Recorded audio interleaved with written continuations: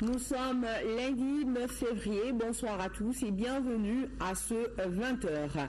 L'Union européenne va lancer très prochainement ECAP Sahel. Ce nouveau programme est destiné à la formation des formateurs de la police, de la gendarmerie et de la garde nationale.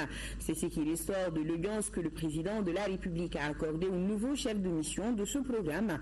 Juste après, le chef de l'État a reçu l'ambassadeur de Suède au Mali qui était venu demander le soutien du Mali à la candidature de son pays au poste non permanent du Conseil de sécurité de l'ONU pour 2017.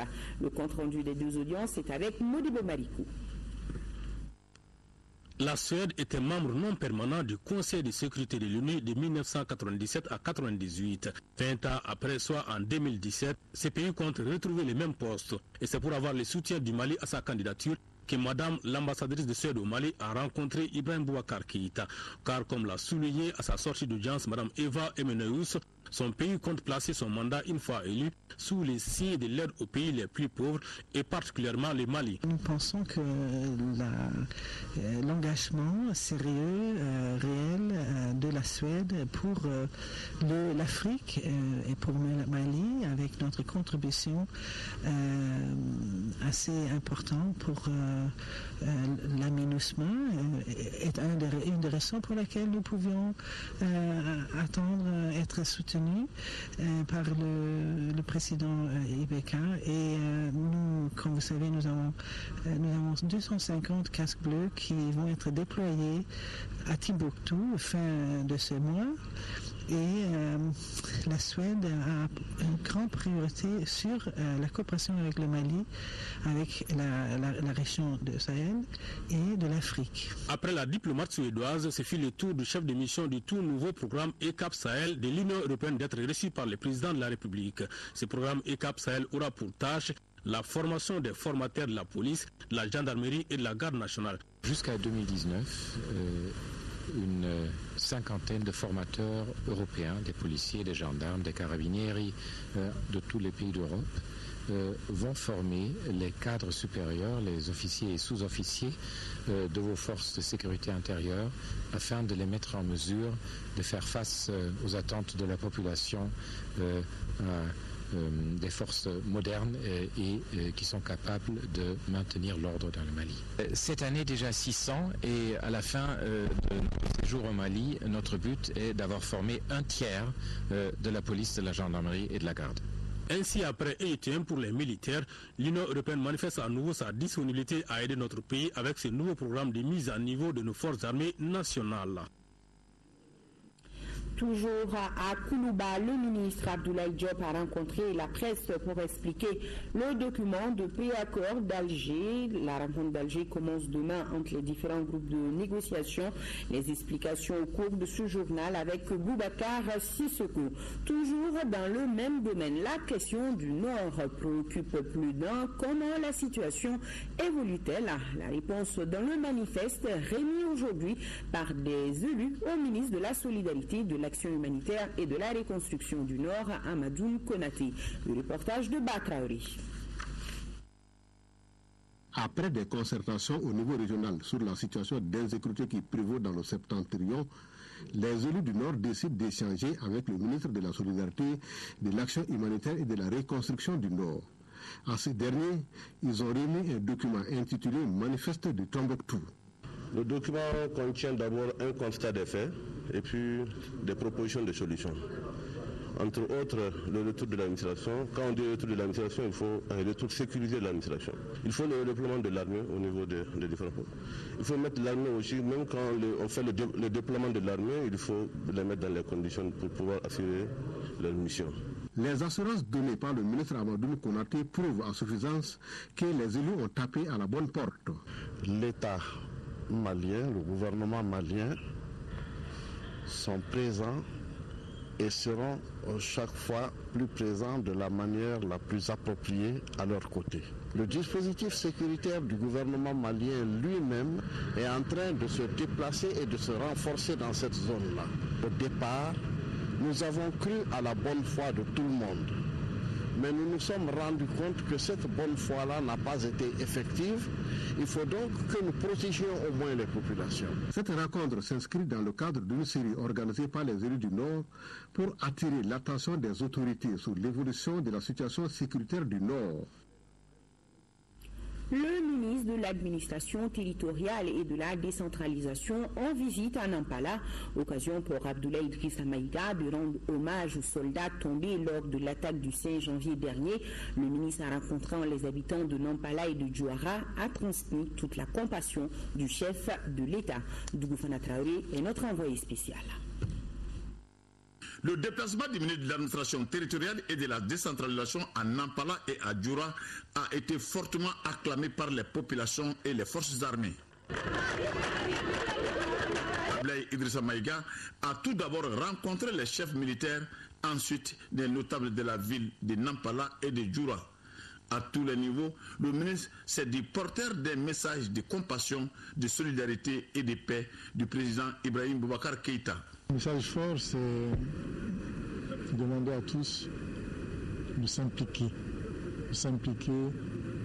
dans la lutte contre ce conflit ou ces conflits asymétriques, en assistant d'abord les autorités qui ont accepté de rester sur place, que ce soit les sous-préfets, que ce soit les maires, au niveau des collectivités territoriales, pour faire en sorte qu'ils puissent également collaborer avec les forces de défense sur le plan de renseignement, que tout mouvement suspect puisse être indiqué aux forces de défense. À Djoura, il a visité le bâtiment de la mairie incendié et à Nampala, le ministre s'est recueilli sur la tombe des soldats tombés sur le champ d'honneur le 5 janvier dernier. Ça m'a permis de constater de visu les conditions d'existence dans lesquelles, à Nampala, toute autorité confondue, essaie en tout cas, s'emploie du mieux que chacun pourrait, à retrouver une sorte de stabilité. À Nampala, tout comme à Djoura, les activités tournent au ralenti. Certaines populations ont même fui les dites localités, selon les maires de Nampala et de Djoura. En réponse, le ministre a demandé à ses responsables municipaux de s'impliquer davantage auprès de l'armée à la recherche des fauteurs de troubles. Car, a-t-il poursuivi, rien de durable ne peut se construire dans l'insécurité. Partout, il a remis des sommes d'argent à l'armée et aux responsables des communautés. Cette visite a été appréciée sur 2 ans. Elle aura permis aux populations de savoir que l'État est à leur côté.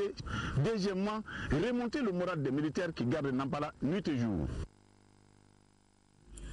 C'est bientôt la fin des émissions de radio non autorisées. Le ministre de l'économie numérique, de l'information et de la communication est quand même sur cette lancée. Choguel Kokala Maïga a rencontré cet après-midi les promoteurs de radio locales du pays. Il a informé ces derniers sur la nécessité de mettre fin à ces émissions qui ne font pas la fierté d'une presse professionnelle. Quant aux promoteurs de radio libre, ils demandent à être entendus avant toute répression. Aousseinou Touré nous fait le point. Le nouveau ministre de la Communication voudrait privilégier le dialogue entre son département et les acteurs du secteur. La présente rencontre d'information et de sensibilisation procède de cette démarche. Il s'agit d'informer les promoteurs des radios privées sur l'application prochaine de la loi régissant l'exercice des services de communication audiovisuelle, notamment le retrait du matériel des radios ne disposant pas d'autorisation d'émission. Je vous ai convié aujourd'hui dans le cadre d'un travail de sensibilisation que nous avons entrepris, de dialogue et d'échange, pour qu'ensemble, nous trouvions les moyens les plus appropriés pour que vous puissiez exercer votre fonction en toute liberté, en toute sérénité, mais dans le respect et seulement dans le respect de la loi. Cette disposition répond à la demande croissante en matière de communication. Mieux, les émissions non autorisées constituent un danger, par exemple, pour la navigation aérienne. La situation que nous vivons aujourd'hui est la suivante, c'est que l'ASECNA, autrement dit, qui est chargée de la sécurité aérienne dans notre pays, se trouve aussi victime des interférences des radios privées émettant sans autorisation. Après plusieurs plaintes verbales, on a décidé d'écrire et le ministre a été officiellement saisi. du fait qu'il y a des risques d'atteinte à la sécurité de la navigation aérienne dans notre pays, si l'on y prend garde. Vous conviendrez avec moi que dans ces conditions, il n'était plus responsable de continuer à fermer les yeux sur le fait que les radios émettent sans autorisation. En tout état de cause, la rencontre de cet après-midi a permis aux uns et aux autres d'être mieux informés sur les intentions du département. Quant aux promoteurs des radios, ils demandent à être entendus avant l'application d'une telle sanction. Les services anti-trafic sont désormais bien logés à l'aéroport international de Bamako-Sénou. Les locaux abritant la cellule aéroportière anti-trafic viennent d'être inaugurés par le ministre en charge de la sécurité, Agali Aga Agissa. Reportage. La traque de vendeurs de marchandises illicites va s'intensifier avec cette nouvelle cellule aéroportière anti-trafic du Mali. Cette cellule, la 29e du genre dans le monde, permet de communiquer en temps réel. Les cas sont dotés des outils de communication SYNCOM de l'Organisation mondiale des douanes et I247 de l'Interpol pour être ensuite connectés à des bases de données qui permettent la transmission en temps réel entre aéroports internationaux d'informations opérationnelles visant à intercepter les envois frauduleux et les trafiquants. 19 agents composés de corps impliqués dans la lutte contre la criminalité organisée partagent les différents bureaux du nouveau service qui commence déjà à apporter des résultats. C'est la combinaison de tous ces efforts qui a permis au personnel de la cellule aéroportière du Mali de s'approprier des techniques et moyens de contrôle ayant abouti à la saisie de grandes quantités de cocaïne, méthamphétamine, le résine de cannabis et d'autres objets précieux comme l'or, avec l'interpellation de plusieurs personnes de nationalités diverses. Les stratégies développées par les narcotrafiquants amènent les États à revoir constamment leur terrain de lutte. Le commerce s'est développé ces derniers mois à l'aéroport international de Bamako-Sénou. S'agissant de l'aéroport international de Bamako-Sénou, les trafics illicites, y compris, ils sont de plus en plus intenses. Ces activités illicites qui évoluent avec des modus operandi variant au gré des circonstances exigent de notre part une adaptation constante, non seulement en termes de formation et d'équipement, mais aussi et surtout en termes d'échange, de renseignements à temps réel dans un cadre sous-régional, régional et même international.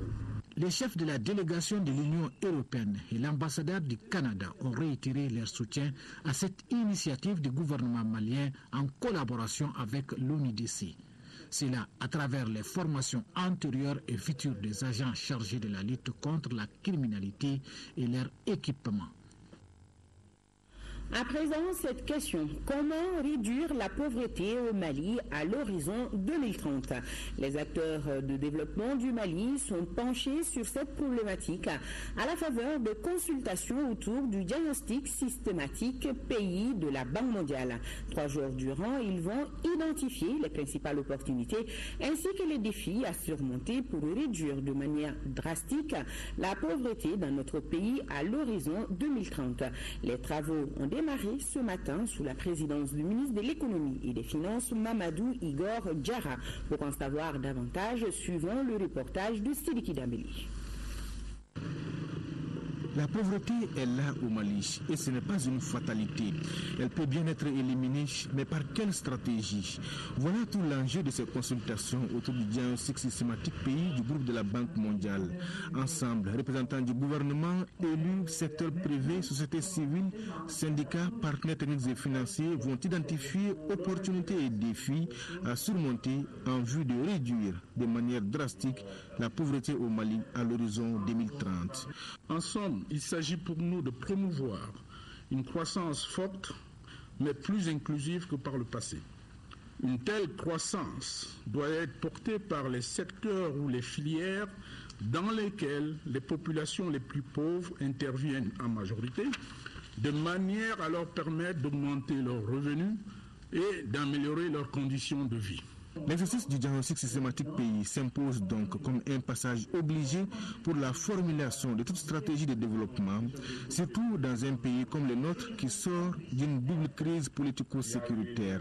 Le diagnostic est plus que nécessaire. La multiplication des diagnostics n'est pas mauvais en soi. Je pense que ce qui est mauvais, c'est que, comme par le passé, c'est ce qu'on semble déplorer, il y a eu des diagnostics, on a identifié des situations de très grande précarité et les réponses appropriées n'ont pas été apportées, en tout cas pas suffisamment. C'est ça la question. Il faut aussi poursuivre une approche intégrée des politiques. Je crois que ce qui nous manque jusqu'ici, c'est qu'on n'a pas une vision intégrée, tout est fragmenté. On fait des routes par-ci, on est en train de construire un pont par-là, on fait une école par-ci, il y a un projet qui est en train de naître par-là. Mais pourquoi on ne réfléchirait pas à avoir une approche intégrée? La meilleure approche intégrée, l'exemple le plus récent, c'est le cas de Alatona, en zone office du Niger. Selon les statistiques, le Mali compte 6 millions de pauvres, dont 90% vivent en zone rurale. Et pourtant, ce ne sont pas les potentialités de développement qui manquent. Seulement, il faudra amener des politiques vertueuses tout en agissant sur des leviers comme le capital humain indispensable. Je ne fais aucun doute sur la qualité des échanges et l'engagement de tout un chacun pour faire en sorte que ces consultations ne soient pas des consultations de trop, mais qu'elles soient des consultations fructueuses et sans complaisance, pour déceler les obstacles au développement pour la concrétisation du potentiel de développement de notre pays. Aussi, voudrions-nous que les partenaires et notre pays développent des synergies pour qu'on passe moins de temps au diagnostic, mais qu'on consacre notre énergie à l'action. Ici, l'on s'attend donc à des propositions concrètes à l'issue de ces consultations mercredi prochain. Des propositions et stratégies dont la mise en œuvre permettra sans nul doute de relancer de manière durable l'économie malienne. Reparlons des pourparlers d'Alger qui commencent demain, mais d'abord ce communiqué. Donc, dans un communiqué déposé à notre rédaction, les partis de l'opposition républicaine disent avoir réclamé sans cesse une concertation quadripartite, gouvernement, société civile, majorité, opposition, pour élaborer une position malienne commune que les émissaires du président de la République iraient défendre lors des pourparlers intermaliens. Ils disent avoir adressé le 14 janvier 2015 une lettre au président de la République pour l'inviter à nouveau à tenir une telle concertation avant la reprise des négociations intermaliennes. Cette lettre est restée sans suite. Demandeurs de cette réunion depuis des mois, les partis de l'opposition s'attendaient à être approchés par le gouvernement pour convenir à des termes de référence et du format de la concertation. Toujours selon le communiqué, dans l'après-midi du 5 février 2015, les partis de l'opposition ont reçu une lettre du ministre des Affaires étrangères les invitant à une table ronde prévue le 7 février 2015. Dans l'espoir d'avoir des échanges féconds sur le projet d'accord, poursuit le communiqué, les partis de l'opposition ont recommandé au Premier ministre, par lettre en date du 6 février 2015, un report d'une semaine afin de tenir des consultations nécessaires, notamment sur les termes de référence. Mais le gouvernement a maintenu son calendrier. C'est pourquoi, selon les partis de l'opposition, ils se sont retrouvés dans l'impossibilité de participer à la table ronde des forces vives de la nation sur le processus d'Alger convoqué par le gouvernement le 7 février 2015.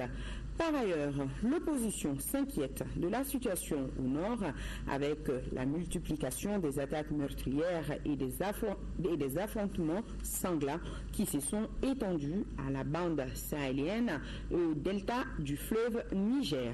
Enfin, les partis de l'opposition républicaine réaffirment leur détermination à défendre l'intégrité du territoire, l'unité nationale, la forme laïque et républicaine de l'État.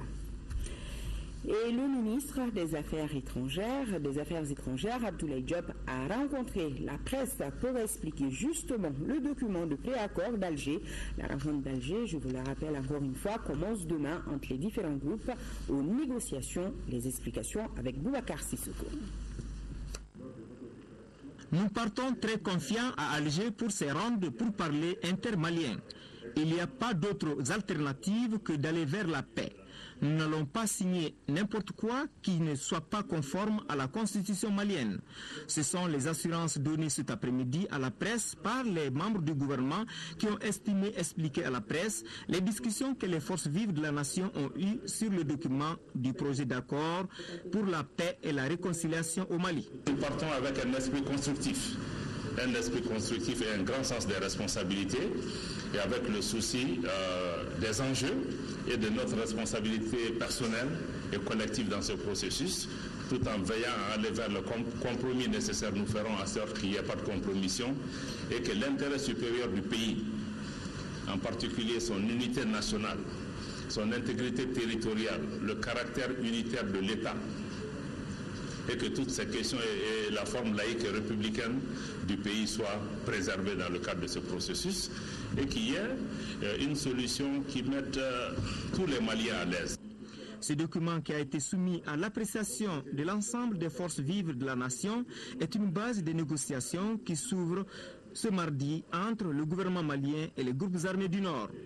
Pourquoi l'opposition n'a-t-elle pas pris part au forum du week-end dernier sur le dit document? Les invitations ont été envoyées à l'ensemble des forces vives de la nation. Les partis de l'opposition qui ont été reçus par le Premier ministre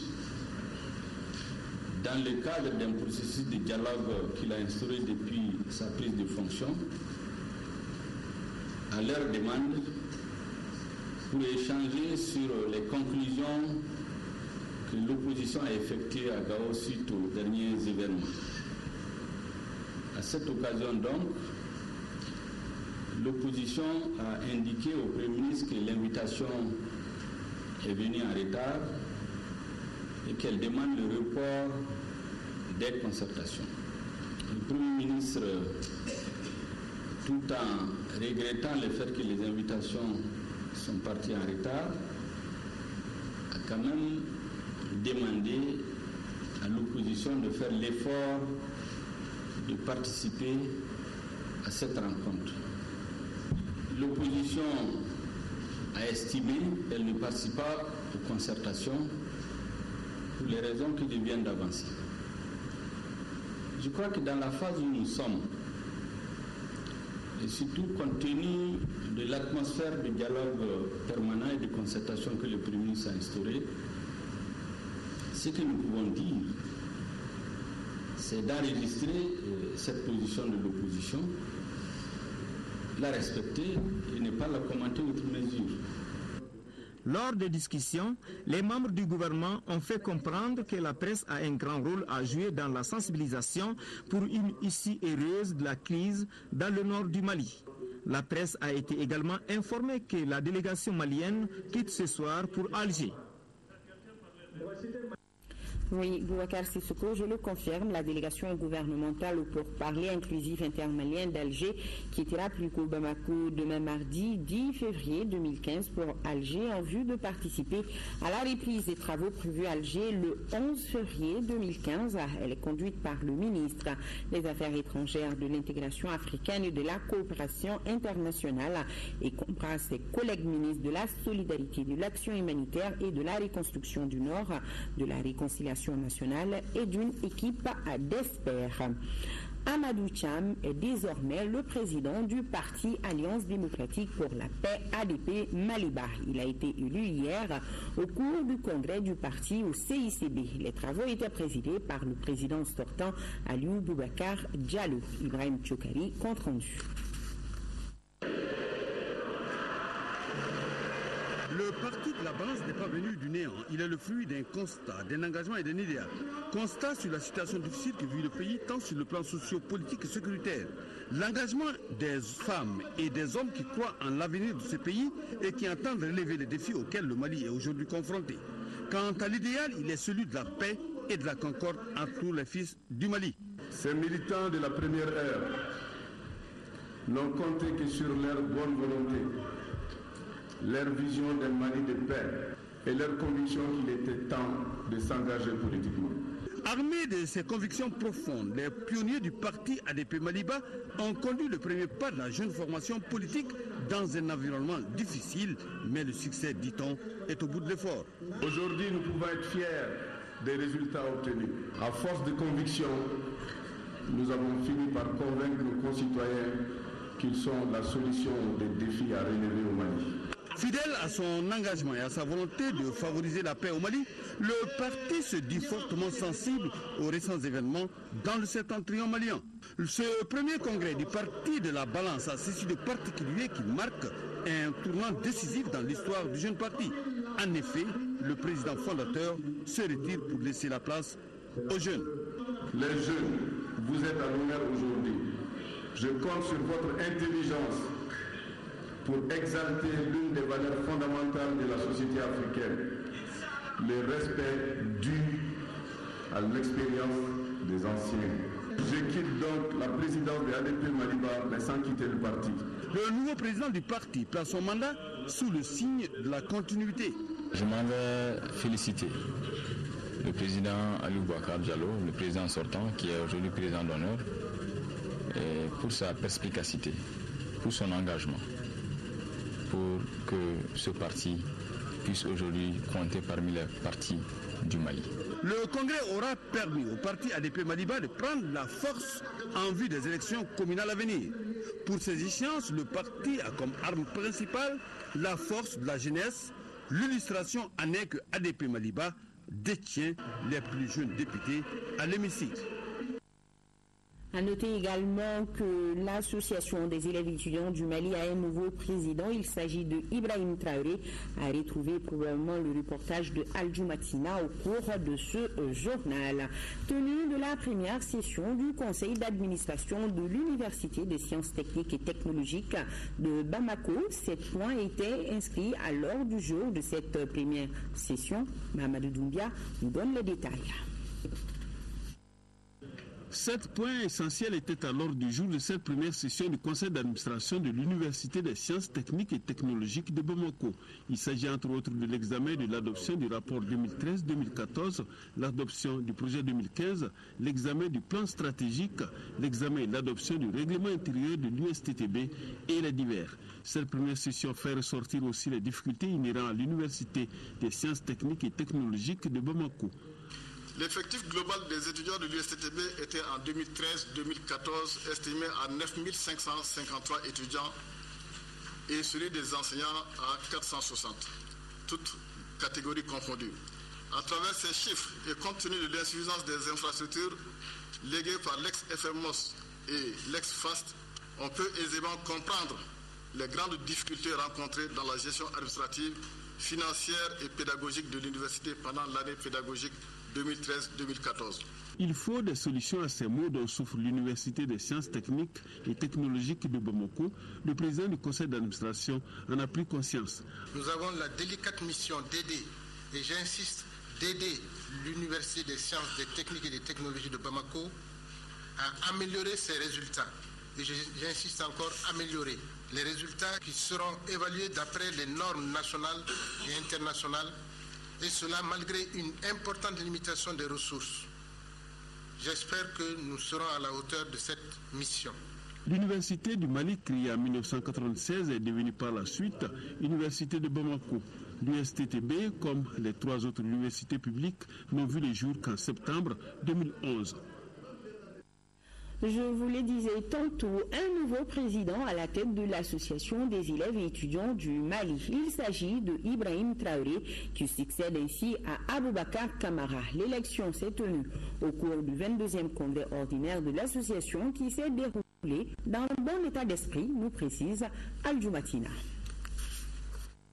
C'est Ibrahim Traoré qui aura la lourde responsabilité de diriger désormais l'association des élèves et étudiants du Mali de 2015 à 2016. Élu à l'issue du 22e congrès ordinaire de l'AIM, il succède à Aboubakar Kamara alias Cobra. Ibrahim Traoré est confiant quant aux défis à relever. L'école malienne qui gagne aujourd'hui, et c'est l'école malienne qui gagnera toujours avec son association, l'association des élèves et étudiants du Mali. En réalité, on ne voulait pas une élection, on voulait un consensus comme les années précédentes. mais on a été obligé par d'autres camarades. Mais je tiens aussi à les remercier, quelles que soient les mille manières. Si toutefois on est tous animés de la même bonne volonté, on peut encore essayer d'apporter notre pierre à l'édifice, de faire l'école malienne une école compétitive. Ce qui concerne le département en charge de l'éducation, nous allons, comme d'habitude, entretenir avec vous un dialogue franc et constructif. Les travaux ont également débouché sur des résolutions et des recommandations, entre autres la culture de l'excellence dans toutes les écoles, l'abandon de la violence dans l'espace scolaire et universitaire.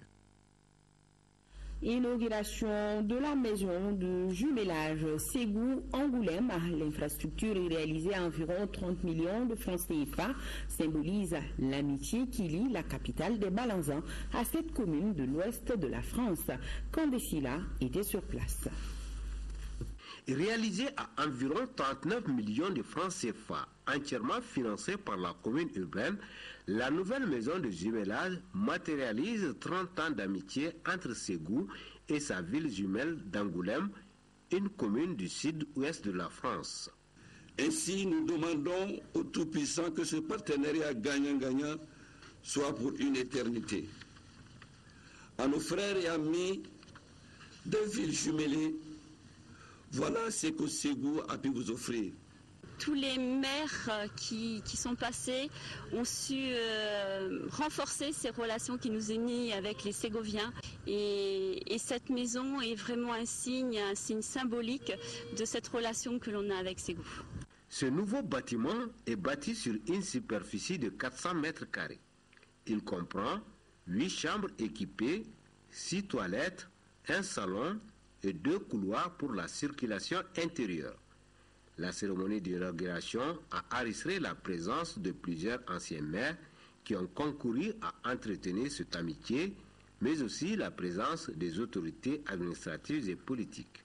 Un arbre planté et qui a vécu 30 ans, j'ose espérer que cet arbre il est en train de croître positivement et qu'il va donner beaucoup d'ombre pour que nous puissions nous abriter mieux d'année en année. Une visite guidée de locaux aura permis d'apprécier davantage le bâtiment de style soudano-sahélien, fièrement dressé au quartier administratif.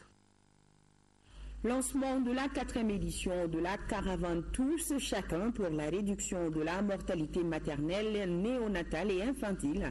L'enquête démographique de la santé EDS5 nous apprend que le taux de décès des enfants est de 58% en 2012, soit une baisse de 38% pour 1000 par rapport à l'année 2006.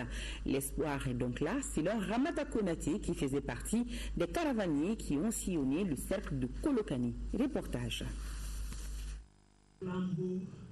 Ainsi démarrent 5 jours d'activisme en faveur de la mère et de l'enfant dans la région de Koulikoro. D'abord la visite du site maraîcher de Tchonko, un hameau situé à 12 km de Djidjeni, cercle de Kolokani. Ici, les maraîchères s'activent pour l'alimentation de leur famille. Un groupement de 90 femmes exploite depuis 2 ans une parcelle d'un demi-hectare. Malgré l'acquisition de 2 puits et d'un forage, l'accès à l'eau reste un casse-tête dans cette localité. Il n'y a presque pas d'eau dans les puits et le seul forage ne suffit pas. C'est l'une des grandes difficultés que nous rencontrons ici.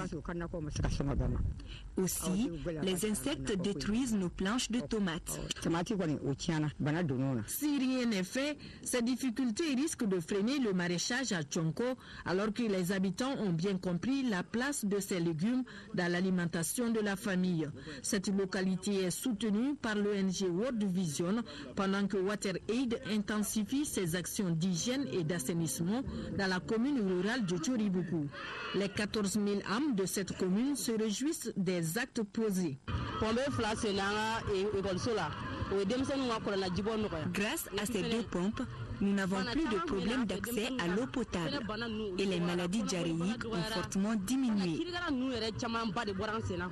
Environ 20 latrines ont été également réalisées. L'heure est donc à la consolidation de ces acquis pour une plus grande réduction de la mortalité maternelle et infantile au Mali. Pour les enfants, par exemple, le nombre de décès est de 58 pour 1000 en 2012. Il connaît une baisse de 38 pour 1000 par rapport à l'année 2006, selon les résultats de l'enquête démographique et de santé et de S5. Direction Falala dans le cercle de Kolonjeba avec la cérémonie de pose de la première pierre de 3 salles de classe et d'une salle informatique. Les travaux sont financés par Mamadou Kone, un natif du village vivant aux États-Unis. Le compte rendu de nos envoyés spéciaux Adraman Keita et Isaac Cheni.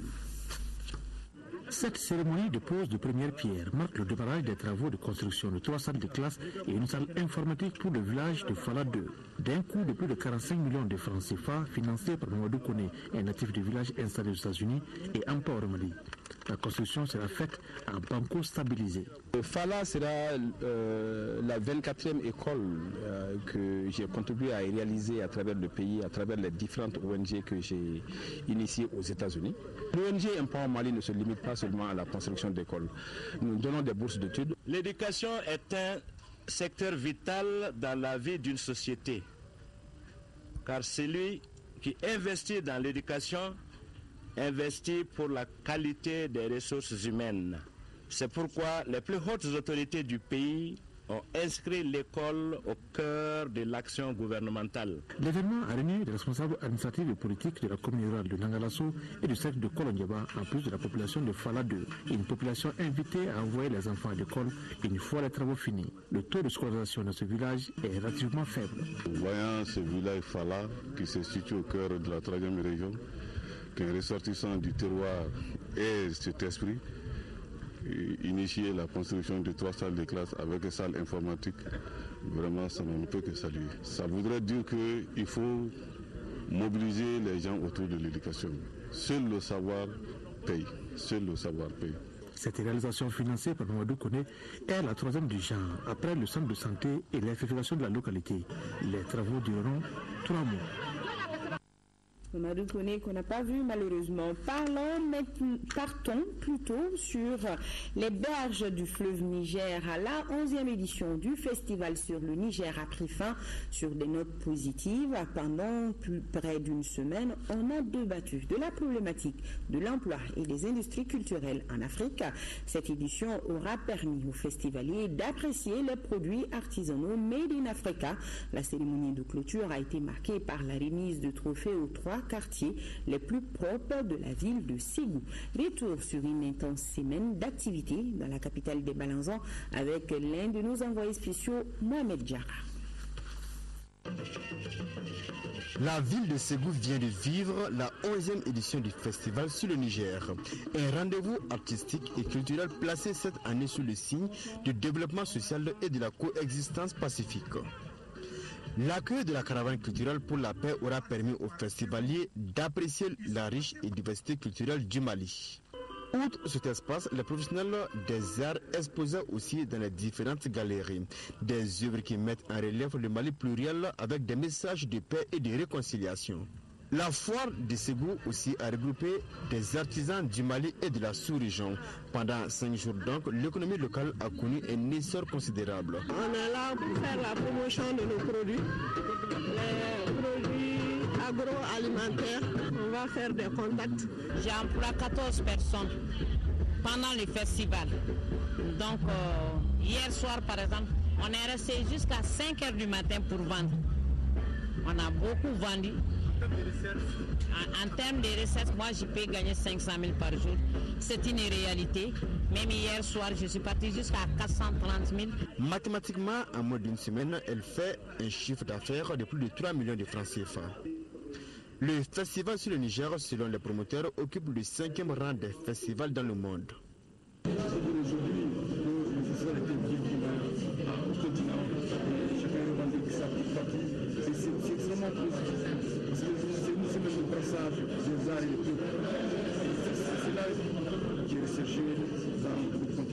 Le volet assainissement n'a pas été oublié. Les 3 quartiers les plus propres de Ségou ont été récompensés.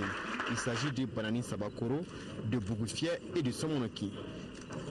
Ségou, c'était aussi les concerts géants au bord du fleuve avec des artistes de renommée internationale.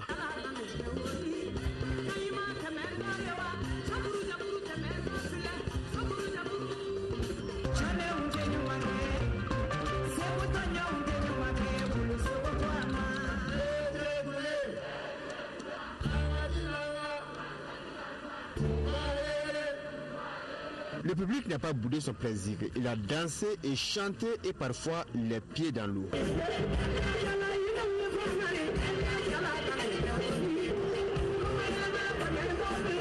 Nous sommes là, bon, on s'amuse bien et tout. Ça va quoi. Il y a eu des éditions meilleures, mais ça va. Hier soir, j'étais très déçue, mais je me rattrape ce soir. Cœur Guy géant. Extraordinaire. Rendez-vous est pris dans un an et cela dans l'espoir de corriger les imperfections liées à l'organisation.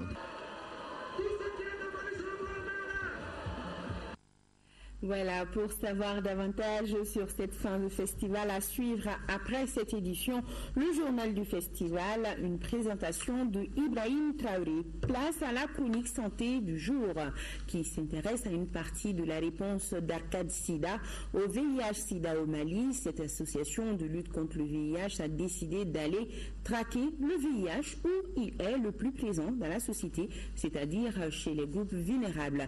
Pour cela, une clinique et un car mobile offrent des soins et des services à des heures peu habituelles. Tchesra Damile est allé voir.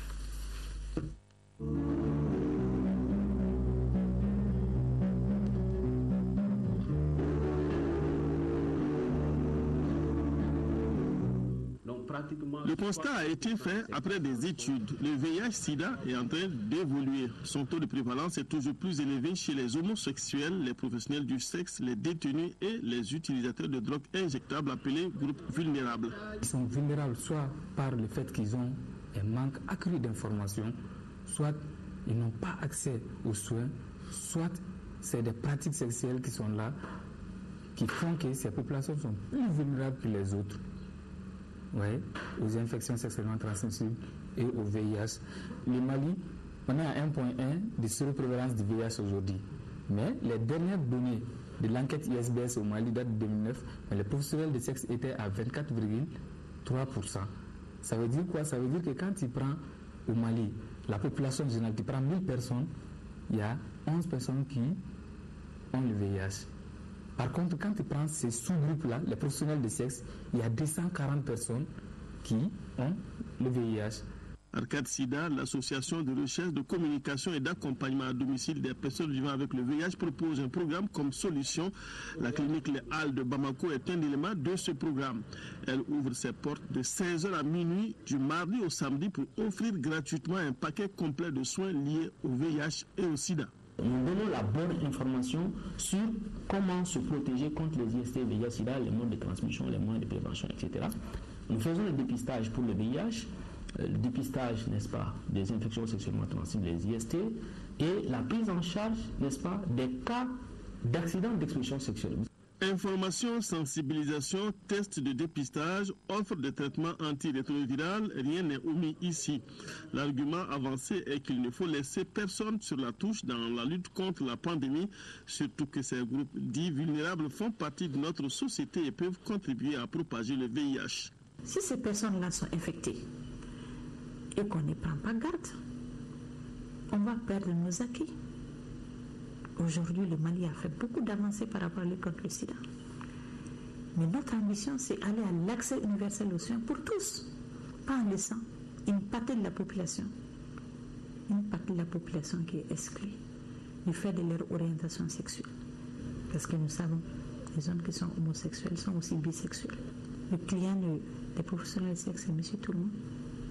Donc, ils sont au sein de la communauté. Donc, il faudrait que nous soyons très vigilants. Ce dispositif est complété par un car clinique mobile sillonnant les soirs la ville de Bamako en quête de patients. Ces sorties sont préparées par des animateurs, des pères éducateurs qui sensibilisent sur les IST, le VIH et proposent au finish de profiter des services offerts par Arcade Sida. Quand nous, on arrive avec le car mobile, donc ils rentrent une à une. Donc nous, on leur propose encore, c'est comme si on fait une petite counseling, donc pour un peu juste savoir qu'est-ce qu'ils vont faire. Le dépistage, ça va nous amener où. Donc quand tu fais un dépistage, quelle est l'importance donc du dépistage. Donc on les explique ça. Une fois qu'ils acceptent, nous on fait le dépistage.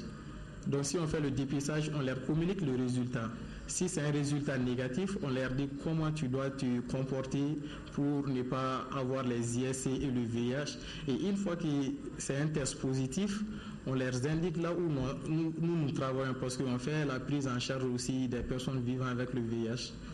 Selon les données recueillies avec le car mobile, sur 10 tests effectués, au moins un cas est positif. Des statistiques qui encouragent les équipes de terrain et les convainquent tous les jours que le combat qu'ils mènent vaut la peine. Protéger tout le monde sans exception contre le VIH-Sida.